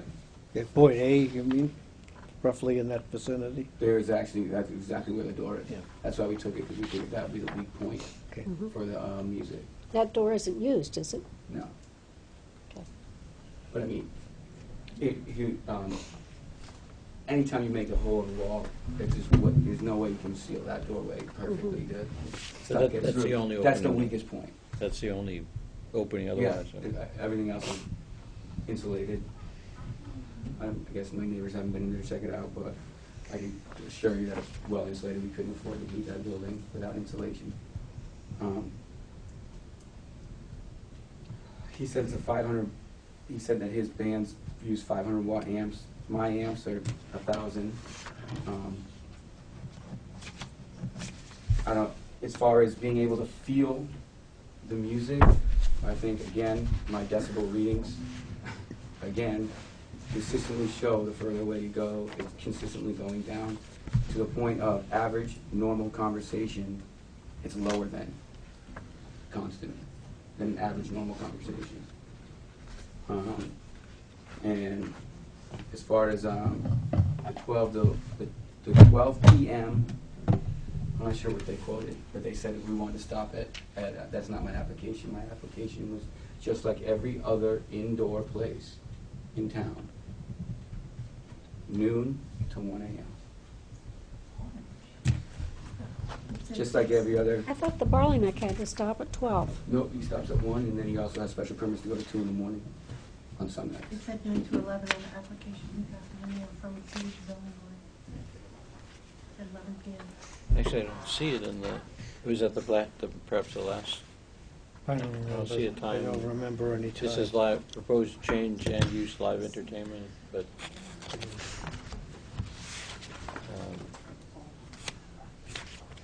is it 12? I can't really speak to, like, them being upset at outdoor speakers being played. I think that's unfair to put that on me. We're doing it inside in an insulated building with concrete and steel.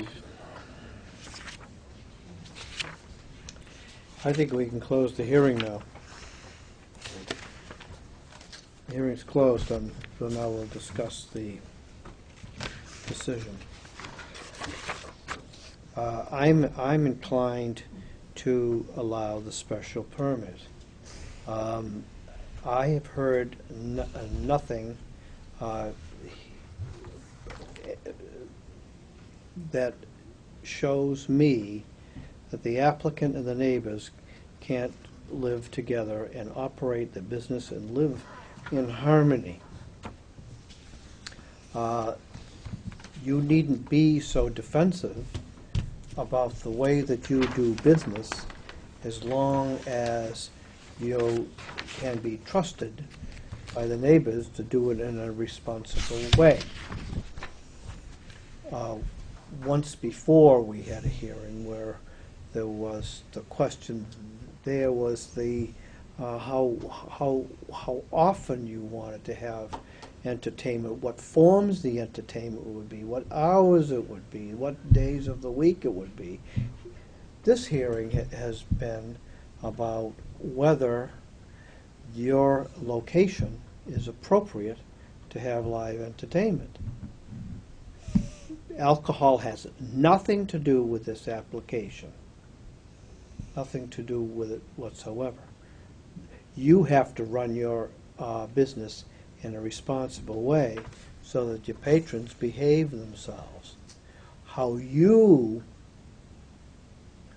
operate and allow the performance artists, whether they're DJs or bands, then to function within the building so that the patrons are satisfied and not distressed, and the neighbors are not distressed, causing you or your performance artist to be responding to complaints from the police department under the noise ordinance that Mr. Mulligan has been brought to your attention.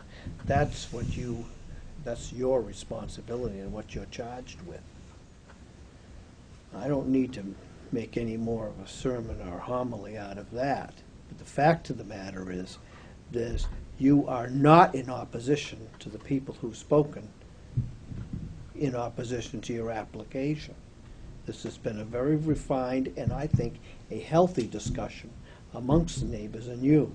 The question is, whether if we give you the permit, whether you can be trusted to operate your business with live entertainment in such a way that it's responsible. That's my thinking on it.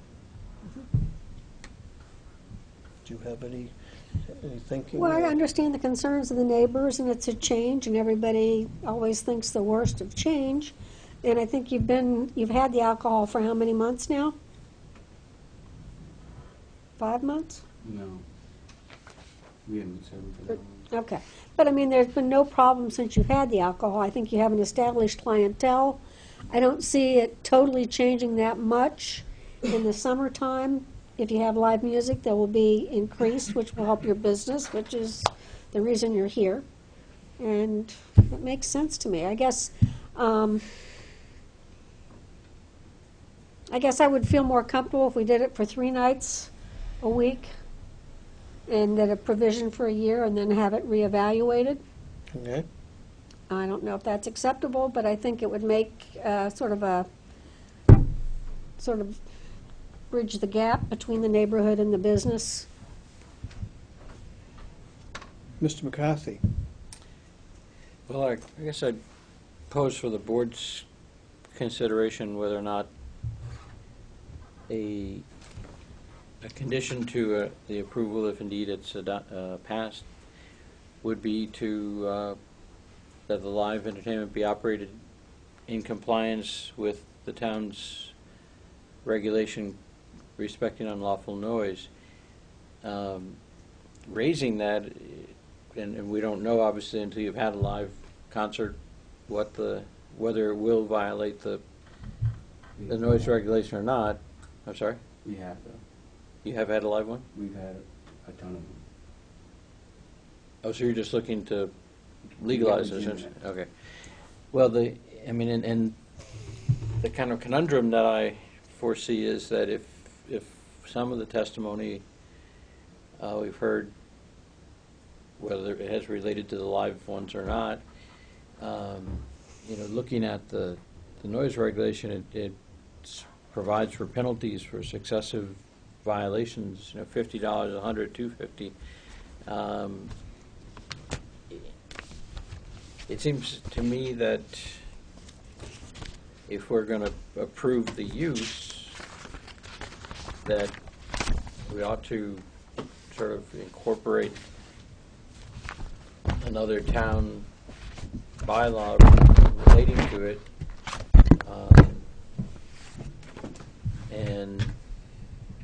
and then the question is it left to the police to sort of enforce?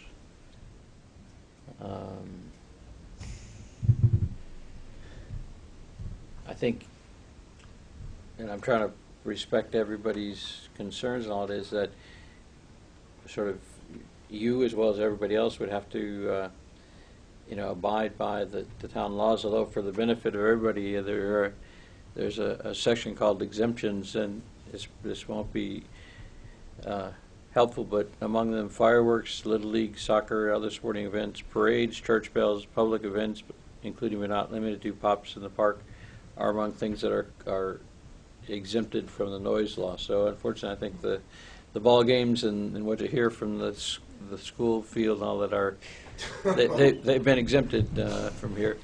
But what the application for us is not within those exempted categories. So I guess that would be my thought, to condition it to another applicable regulation. Let me see if I understand then. The proposition would be to condition granting of a special permit on compliance with the town noise ordinance. And is you're thinking that violation of that would result in the permit being nullified, revoked, or subject to suspension? Well, I'm wondering where we're going with whether a permit's are really a permit then, I wasn't thinking of putting a sort of preemptive thing, but just that it then I think does become a police matter if we're saying it has to comply with the noise, just like everybody does. It's sort of almost, what would be the Latin word, but we're all required to comply with it subject to enforcing it. Well, I think that certainly the grant of a special permit could be conditioned upon compliance with the town's own, town noise ordinance, but that doesn't really add anything except to underline the speech that I've just made to the applicant concerning being a responsible neighbor. You see? The sort of the practical problem that I foresee for you is that if in fact the complainants within 150 feet make, every time we have a concert, what's going to happen once those accumulate? I mean, you haven't been assessed any fines to date?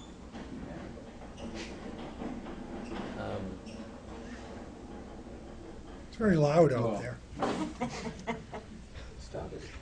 So, I mean, I wasn't thinking of adding a killer penalty at the end. So, and maybe if Mr. Chairman, if you're thinking that it's sort of implicit in an approval for the use, that it does have to meet all other applicable ordinances,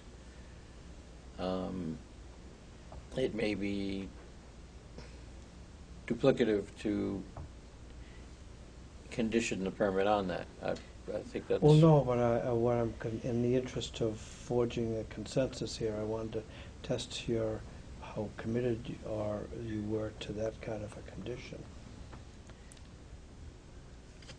To one that would put a stop, terminate? No, would make the permit subject to the condition that the operation at Orleans Bowling Center would be in compliance with the town's noise ordinance. Testing whether I would... Whether you're insisting on that type of a condition.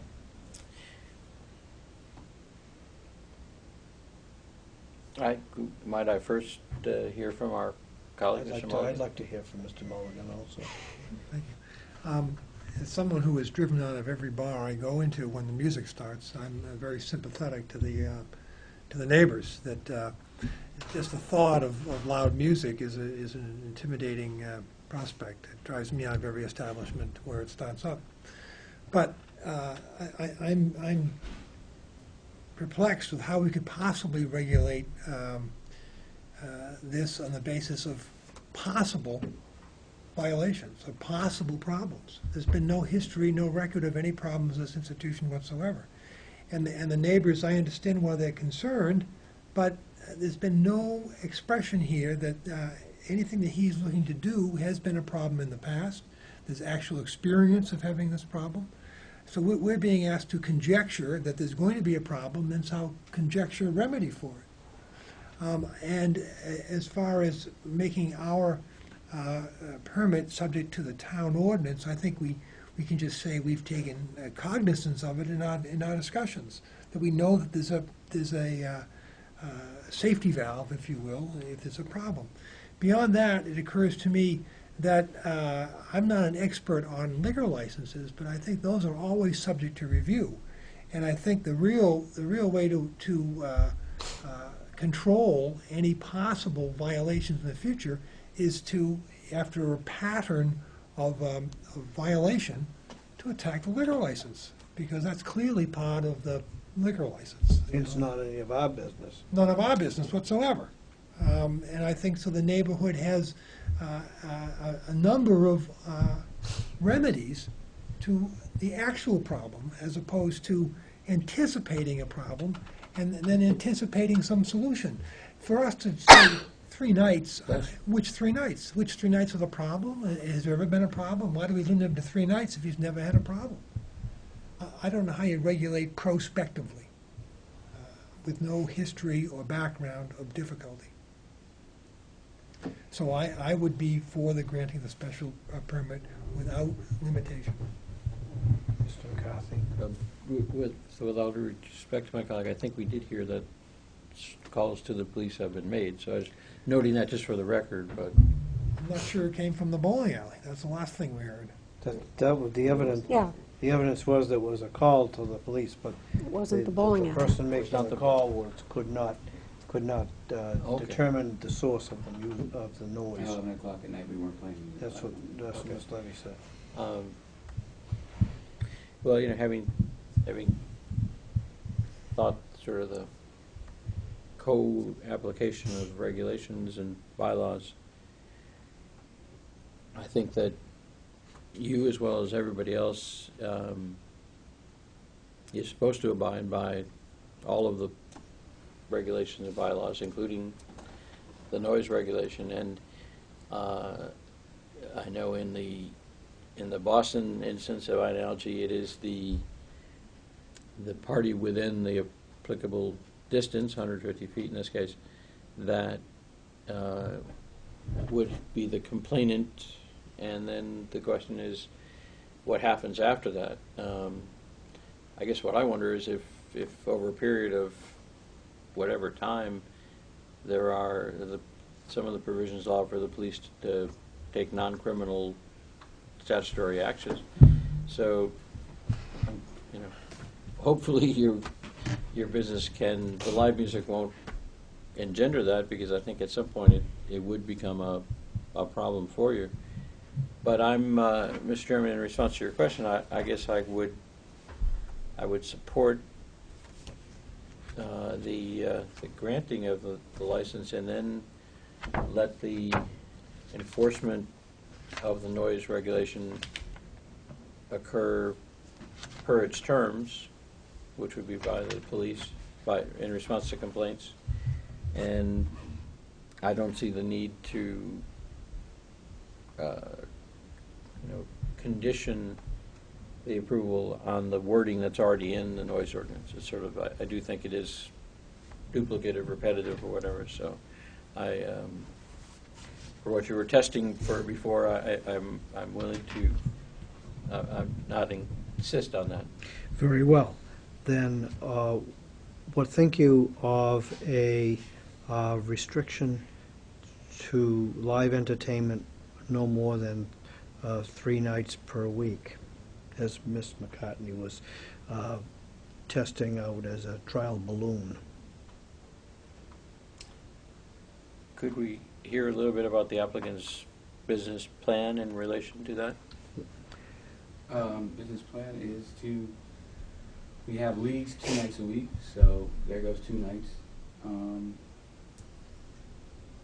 Friday and Saturday kind of speak for themselves, in the sense of it doesn't make sense to pay a band $600 when you're already packed. So, I don't want to limit it, but, it's absolutely fair. I think it's pretty much obvious that there's no way we're going 7 days a week, 365. It's just, that's grueling. Well, that's helpful to hear. Yeah. Yeah, Yeah. well, all right, that's everybody else different has than, 7 days a week. I didn't hear that, 365, we never heard that kind But I don't of wanna candid say- admission once Oh. before. When you guys say we want to put restrictions on it, it makes me pull the reins back and say, well, what if, like right now, there's a wedding party, taking them in, and they wanted to book a big party for the wedding that's going on right now. Music's being cranked, and does that count towards the 3 nights? It's kind What's of the bride wearing in the bowling alley? What is the bride I'm not there. Bowling shoes. Better be wearing bowling shoes. No, I'll withdraw my mention of the 3 nights. I mean, I think we needed to know you weren't going to be doing it 7 nights a week. I think the neighbors that's their That's a grueling. major concern. I'm too old for that. And nobody in town has music 7 nights a week. But they have the permit to do it. Right. And if you have the leagues 2 nights a week year-round? In the wintertime. In the wintertime. Nobody bowls In the summer would be when you'd be having more parties and, Yeah. okay. Very well. then I propose a motion for findings of fact that following public deliberation by the Zoning Board of Appeals, a quorum of qualified members being present and voting, based on the application of Orleans Bowling Center by David Currier filed May 15th, 2014. This is case number 1989. Based also upon the site plan, proposed addition prepared by Ryder and Wilcox, Inc., dated March 11, 2013, revised several times, most recently on December 5, 2013, and the exhibits received into evidence at the hearing, particularly those correspondence in opposition to the application, and the two maps submitted by the applicant, together with a grid of decibel levels in explanation of one of the maps now marked as Exhibit 3. I move that the board adopt the following findings of fact. 1. The subject property, known as 191 Route 6A, is shown as parcel 37 on Orleans Map 40 and is in a limited business district. The present use of the property is a bowling alley with 14 lanes and a separate building housing a laundromat. 3. The proposed use of the property is a bowling alley with food and beverage service and a laundromat in a separate building from the bowling alley. A restaurant with sale or dispensation of alcoholic beverages is allowed in the LB district. The applicant proposes to have live entertainment within the structure housing the bowling alley. 4. The proposed use will not be substantially detrimental to the established and future character of the neighborhood and will be in harmony with the general intent and purpose of the zoning bylaw. Route 6A in the vicinity of the locus consists of principally of business uses. The board has also considered the residential uses on Clayton Circle and across from the bowling alley, Somerset condominium. Somerset and the Somerset condominiums. He's gone. And Somerset across from the bowling alley. 5. The site is adequate in terms of size and suitable for the proposed use. The existing site, which is 61,825 square feet along Route 6A, is adequate parking for the proposed use. 6. The proposed use will have no negative impact on traffic flow or safety. The curb cuts have been established on Route 6A, and there is provision for many parking spaces. 7. The proposed use will have no negative impact on the visual character of the neighborhood. The application does not seek to vary the exterior appearance of the bowling alley. 8. The proposed use will have no impact on the method of sewage disposal, source of water, drainage, or water resources. The applicant has already installed a grease trap, which will be regularly inspected and cleaned according to a definite schedule. The sewage disposal system has been modified as part of a recent renovation. 9. The utilities and public services will be adequate for the proposed use. 10. There is no evidence that noise and litter will be substantially increased with the addition of live entertainment.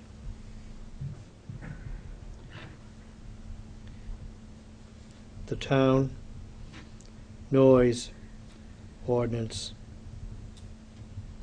controls sound and noise.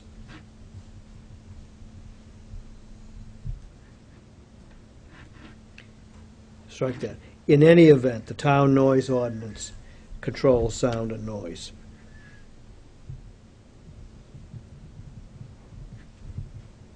There will be no adverse impact on groundwater quality and recharge volume and the water quality of coastal and fresh surface water bodies.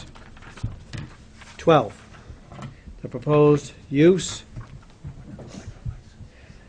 will not be substantially more detrimental to the neighborhood than the existing use, and so we find. 13, no conditions are determined to be necessary or appropriate. Is there a second on the motion for findings of fact? Second. Mr. Mulligan seconds the motion. Is there any discussion on the motion? There is none, then I'll call for a vote. All those in favor? Aye. And opposed? The motion for findings of fact is allowed and carries unanimously. Based on the findings of fact, therefore, I move that the board grant a special permit pursuant to section 164-44 of the zoning bylaw to run with the land to allow live entertainment within the bowling alley building. Is there a second on the motion is there any discussion on the motion? All those in favor? Aye. And opposed? And no opposition. The motion carries unanimously.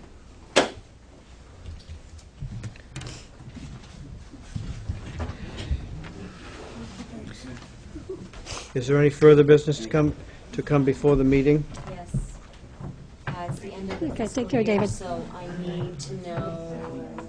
Oh, sure. If you No, could that's continue fine. to be the chair. Oh, Do you want the other one, too? I got a ton of those. Okay, Thank you. sure, let the take care. record reflect that this is the last meeting of fiscal year 2014. Rolf Soderstrom, who is a regular member of the Zoning Board of Appeals, has indicated his intention to continue as a regular member, and I have so made a recommendation to the Board of Selectmen. Here, here. Greg Delory, also a regular member of the zoning board, has indicated his intention not to seek reappointment. I have expressed that intention to the Board of Selectmen, noting that we, as a board and myself individually, were gratified by Mr. Delory's contribution to this board during his incumbency, particularly his particular diligence and thoughtfulness was a great advantage to all of us, and especially myself as chair. I will be speaking with an individual who has expressed interest in appointment to the zoning board. His identity has been disclosed to me during this past week, and I'll see whether he is. Do you want to be on the I zoning just board? want to say I'm really impressed with how you folks handled this situation. As a taxpayer and someone who's lived in town since 2005, I'm just really impressed with your professionalism and how you handled a potentially contentious situation. So that's all I wanted to say. Good job, guys. Thank you, sir. Thank you. You don't want to join us? I'm sure you don't.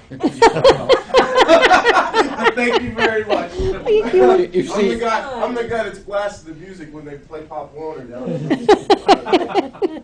But thank you very much. Great job, Okay, guys. take care. When do the positions become positions of chair, vice chair, and secretary? July 1st. On July 1st? All right. I'd like to nominate Mr. Marnick as chair. Second. You would- Excellent. All those in favor? Aye. Aye. and even And the motion carries unanimously then. And what's his face? I will ask we can discuss the other two appointments. And I think we should just go for it. Mr. Cole It's is, always, I know. Yeah, but he's not here. It's a perfect time to nominate him. Absolutely. And that would be, Get him your for the preference next would be, meeting, right? Matt, Oh, I mean, does somebody else want to do it? I'm asking you. Well, I mean, does somebody want to be clerk? I don't. I mean, I heard you mention Matt's name, but I just want to make sure that, I think Matt does a fine job. I didn't know if Okay. anybody else was interested in taking on the well, responsibility. the general obligation of vice chair is to, as a default, to run the meetings in the absence of the chair, by disqualification or absence. You want to do it, Bill? no. Jerry? Okay, well, Matthew's not here. I move we nominate Matthew. Okay. And that's all I was saying, if you wanted it, I was I'll gonna. nominate Matthew. Yeah, okay. I'll second the, All those in favor? Aye. We'll have to have Brian on as clerk. Then I move that we elect unanimously, if possible, Beth McCartney as clerk of the zoning board of appeals. Second that. Does if the chair and the alternate, Matt's business, obviously, the occasions that he's sometimes not here, does that then allow for the clerk to preside? Yes. It did in one occasion last. Yeah. I don't know if there's an actual pecking order. I mean, I think anyone could. It is actual pecking order. Okay. Okay. Then it did. It became that we followed the pecking order then. Okay. Then all those in favor? Aye. Aye. Then Beth McCartney is now been re-elected as the clerk of the zoning board. I could have given you some heads up on that, but it sneaks up on me every year. What? No, Just the fiscal year. I know. Oh. I think last year we did it in September. Well, see, I don't get paid until we turn in the paperwork, so. Oh, okay. I think- I'm sure we You did want it to get in paid June. now? I think Okay. maybe we get an email from somebody upstairs that we Like, hadn't oh, done it. Yep. So that's the story. Okay, here's my recycling. Then we can adjourn the meeting. I move we adjourn. All those, Second that one. Thank you, all those Brian. in favor? Yeehaw. Then the motion to adjourn carries unanimously.